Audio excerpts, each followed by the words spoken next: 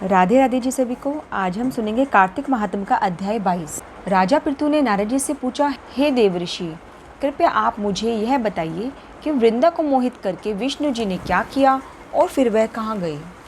जब देवता स्तुति कर मौन हो गए तब शंकर जी ने सब देवताओं से कहा, हे ब्रह्मादि देवताओं, जलंधर तो मेरा अंश था, उसे मैंने तुम्हारे लिए मारा है। यह मेरी संसारिक लीला थी। फिर भी आप लोग सत्य कहिए कि आपको इससे खुशी मिलती है या नहीं। तब ब्रह्मादि देवताओं के नेत्र और मुख हर्ष से खिल उठे। उन्होंने शिव जी को प्रणाम कर विष्णु जी का वह सब वृतांत कह सुनाया जो उन्होंने बड़े प्रयत्न से वृंदा को मोहित किया था तथा वह अग्नि में प्रवेश कर परम गति को प्राप्त हुई थी। देवताओं ने यह भी कहा कि तभी से वृंदा की सुंदरता पर मोहित भगवान विष्णु उनकी चिता की राख को लपेट कर इधर उधर घूमते हैं। अतएव आप उन्हें समझाइए, सारा चराचर जग आपके ही अधीन है।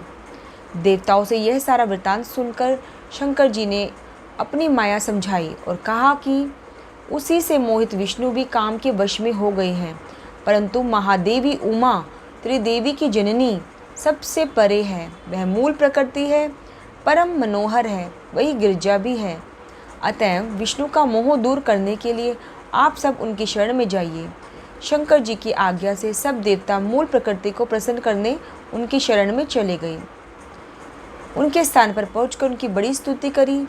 तब यह आकाशवाणी हुई, हे देवताओं, मैं तीन प्रकार से तीनों गुणों से पृथक होकर स्थिर सत्य गुण से गोरा, रजोगुण से लक्ष्मी, तमोगुण से ज्योति रूप हूँ।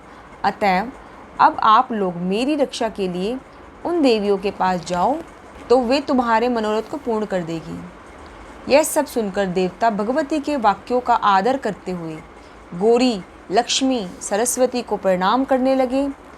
सब देवताओं ने भक्ति पूर्वक उन सब देवियों की प्रार्थना की। उस स्तुति से तीनों देवियां प्रकट हो गई। सभी देवताओं ने खुश होकर निवेदन किया।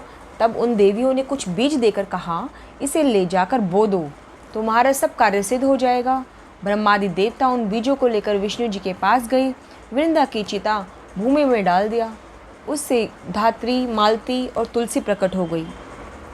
उस स्तुति से तीनों देवियां प्रकट हो गई। सभी देवताओं ने खुश होकर निवेदन किया।